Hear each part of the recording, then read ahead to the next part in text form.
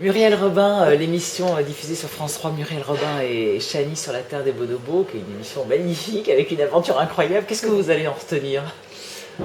Essentiellement une palette d'émotions et j'espère que c'est ce qui va arriver aux téléspectateurs parce que des émotions positives, de joie, de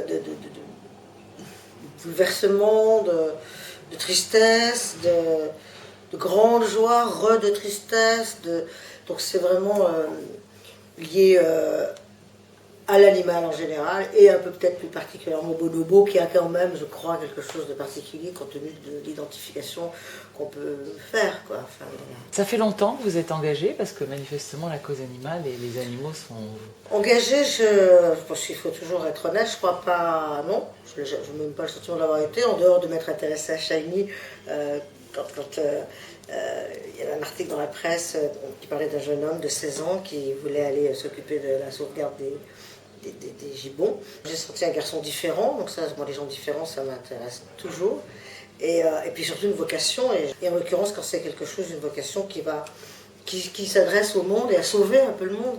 Je suis dans cette émission, c'est pas par hasard, c'est parce qu'il y a Shiny, qui est mon Shiny, mon bébé. Jamais culpabilisant, il est toujours positif et j'aime ça. Souvent dit à Shiny, si j'étais partie, surtout dans les primates, je n'aurais pris qu'un aller. Je sais que je suis sûre que je ne serais pas revenue. Manchou, je ne l'ai pas choisi, c'est lui qui m'a choisi. J'ai fait très plaisir aux gens, en ça, ça me plaît. C'est pas là où je me trouve, où je suis le plus moi-même, je suis le mieux en accord avec... et le temps passant, vieillissant, même si je suis encore très jeune, c'est vrai que la nature... et les animaux, et aussi tout ce qu'on sait sur les animaux, parce qu'on sait beaucoup plus de choses qu'avant. Donc même si on ne veut pas s'y intéresser, on croise, si on ouvre un peu Facebook, machin, on croise, on a des informations qu'on n'avait pas avant, donc des prises de conscience. Donc pour peu que, effectivement, vieillissant, plus je vois les hommes et plus j'aime mon chien, je dirais pas ça, mais un peu. Et justement, par rapport à tout ce mouvement dont vous parlez, tout ce qu'on commence à découvrir, etc., vous pensez que c'est un phénomène de mode, comme certains le disent, ou vous pensez que c'est un mouvement profond? Ma réponse, elle est facile, j'espère, je veux croire que c'est un mouvement profond. Je pense que c'est un mouvement profond. Nous sommes, nous, les éléments d'un tout, et que tout a d'importance. Tout, aussi bien, pas moins la fourmi que nous, que l'animal qui va être moins sympathique. C'est toute notre histoire, tous ensemble. Et que donc, il va falloir repenser un peu au respect de la vie. De la vie, mais pas que de la nôtre. Pour revenir aux bonobos, qu'est-ce qu'ils vous ont appris? Il fallait faire l'amour, il faut éviter les tensions. mais c'est vrai que ça apprend, parce que bon, c'est un système matriarcal là-bas, donc c'est les femelles qui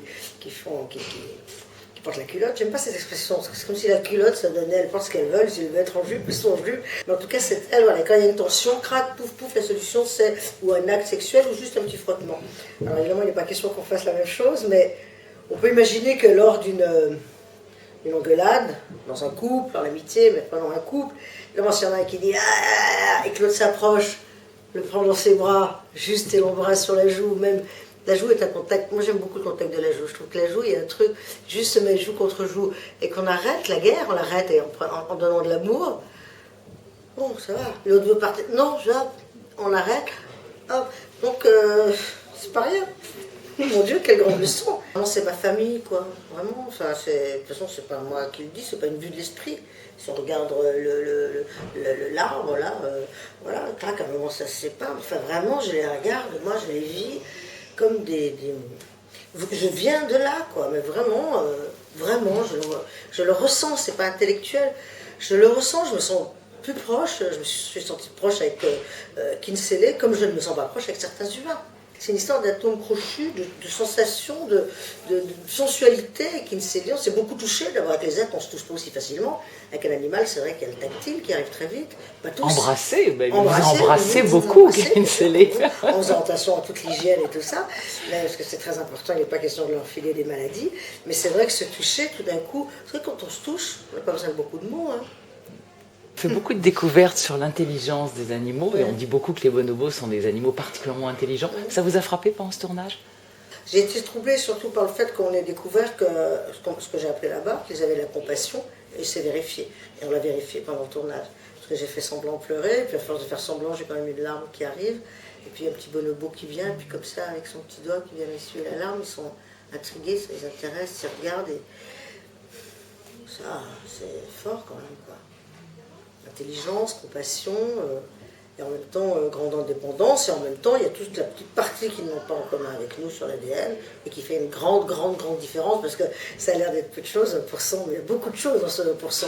Donc évidemment, mais ce sont des êtres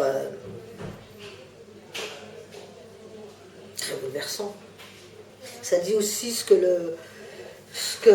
qu'on a fait de tout ça, ce qu'on est en train de faire de notre monde aussi.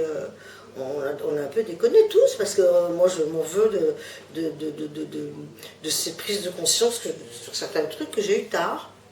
On n'avait pas l'information aussi facile, parce que maintenant on tape bonobo, vous tapez sur internet, sauvegarde, machin, vous avez tout ce que vous voulez en 3 secondes. Combien il en reste, combien il y en avait l'année dernière, combien il y en avait le 6 janvier de machin.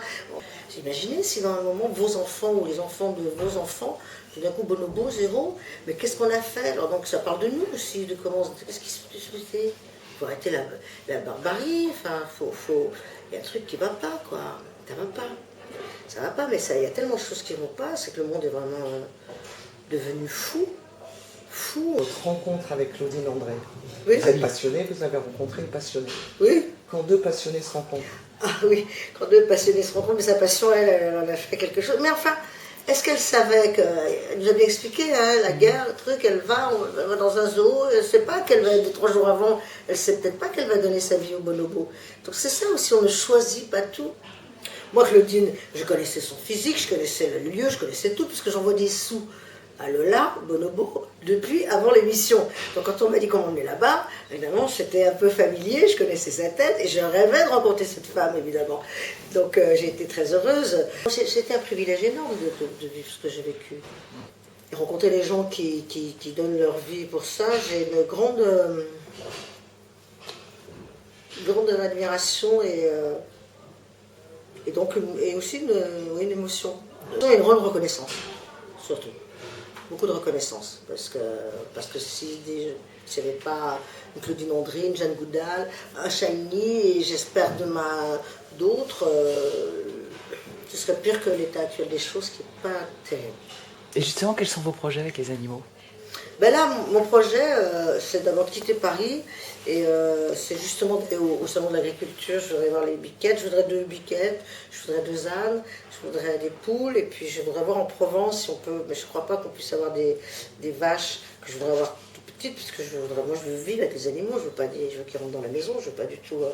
Et puis après, il y a cette émission, je devais en faire qu'une, finalement je vais les faire, toutes, ou presque, peut-être de temps en temps ce sera quelqu'un d'autre. Donc je vais apprendre des choses. Donc mon investissement, s'il doit en avoir un, ou mon engagement, va peut-être se faire comme ça, parce que voilà, je suis très très sensible au sort des agriculteurs. Très. Ça m'arrache des larmes. Je suis assez éponge avec tout ça, donc ça me touche, ça me parle, donc ça peut me faire bouger des choses dans ma vie, je sens que c'est possible.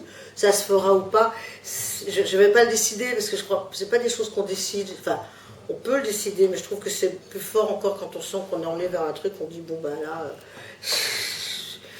voilà, comme quand avec Marine Jacquemin on a fait l'hôpital à Kaboul. Je sais pas, moi j'ai vu un truc à la télé, c'était insupportable de voir un enfant de 7 ans dire il n'y a plus de lumière dans cette vie. J'ai appelé Claire Chazal qui était une amie, j'ai dit tu me fais rencontrer Marine Jacquemin, tac, on a fait on s'est collé à la chaîne de l'espoir, 3 jours après on avait un spot sur TF1, on s'est battu, je n'ai même pas réfléchi, et 5 ans après on avait un hôpital, le jour de mes 50 ans, le premier enfant était opéré, donc à un moment on est embarqué dans un truc, c'est pour ça quand on dit oui mais pourquoi les animaux, mais on ne choisit pas toujours ces engagements, et on peut faire un hôpital pour sauver des enfants, qui est en train de s'agrandir d'ailleurs pour sauver des mères aussi. Et puis à un moment, moi j'ai le droit, si je veux sauver les écureuils, c'est mon problème.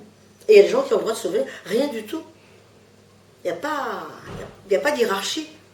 Il n'y a pas de hiérarchie. Chacun fait ce qu'il veut. Donc investissement, et je me le souhaite. Donc ce que ça que je veux dire que j'ai la place, c'est que je me souhaite que ça prenne de la place, parce que je suis bien avec ça. Je suis bien avec ça. Merci pour les écureuils et pour les autres. Merci.